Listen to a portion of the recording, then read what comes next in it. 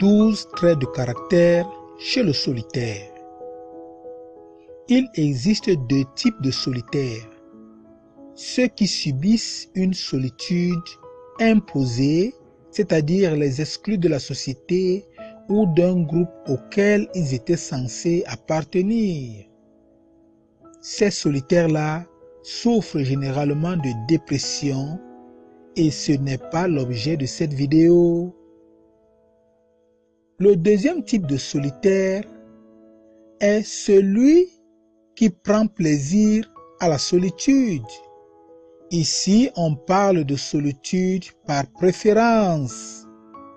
Dans cette vidéo, voyons ensemble les 12 traits de caractère de ceux qui vivent la solitude par préférence. Mais avant de commencer, les amis, si vous n'êtes pas déjà abonné à cette chaîne, s'il vous plaît, abonnez-vous. Merci. Premier trait de caractère. Les solitaires sont des personnes qui valorisent le temps. En général, les personnes solitaires ne vous feront pas perdre du temps. Ne leur faites pas perdre leur temps non plus. Par exemple, quand vous voulez leur parler, allez droit au but. Deuxième trait de caractère.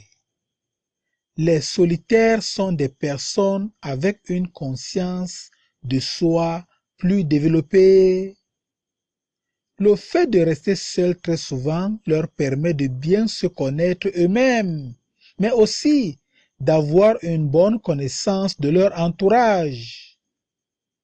Troisième trait de caractère.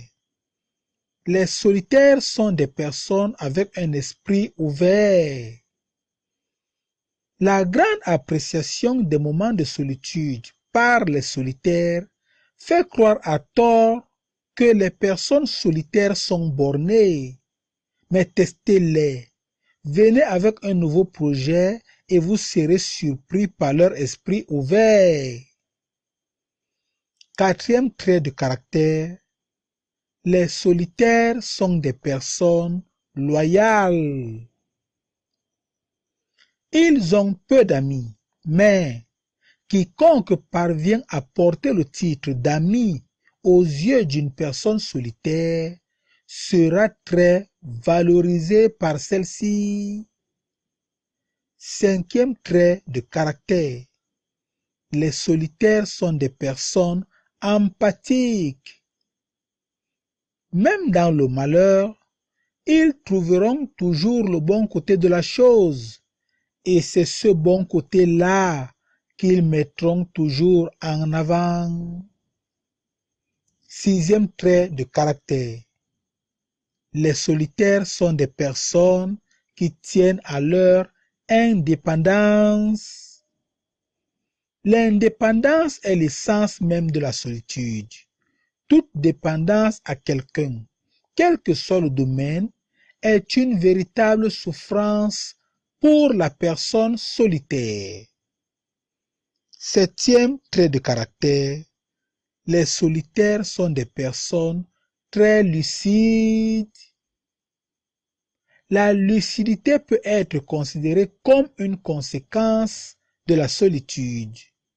Les barrières que le solitaire se met entre lui et son entourage lui donnent le recul nécessaire pour affronter les événements avec peu d'émotion et donc beaucoup de lucidité. On dira de lui qu'il est fort de caractère. Huitième trait de caractère. Les solitaires sont des personnes qui s'imposent et imposent aux autres des limites claires. Pour l'opinion générale, le solitaire est seul et isolé. Mais pour le solitaire, ce n'est pas vrai. Il n'est ni seul, encore moins isolé. D'ailleurs, il a la meilleure compagnie du monde, lui-même. Du coup, il ne veut personne d'autre que lui dans cette intimité-là. Neuvième trait de caractère.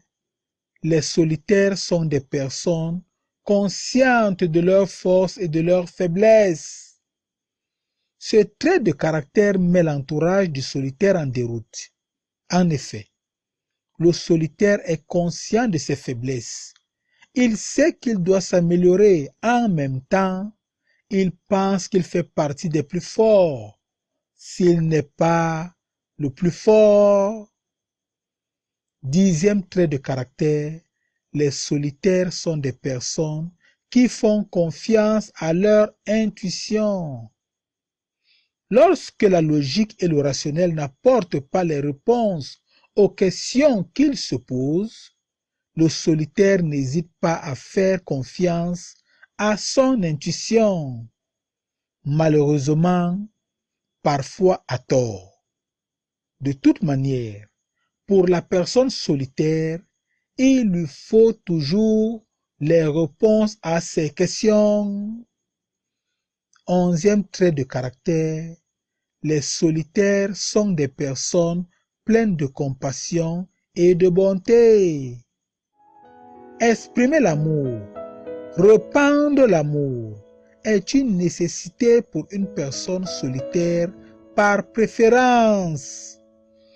Lorsque le solitaire sort de son isolement volontaire, il est heureux de se retrouver auprès des gens qu'il aime et qu'il aime en retour. 12e trait de caractère, les solitaires sont des personnes très courageuses. Le solitaire est toujours prêt à se battre, s'il le faut. Du coup, lorsqu'un challenge apparaît dans un groupe social auquel il appartient, sa famille par exemple, c'est naturellement qu'on l'attend, puisqu'en général, il prendra les devants, il prendra les initiatives, il sera une source d'inspiration pour les autres. Les amis, que pensez-vous de cette vidéo? Merci de nous le dire en commentaire.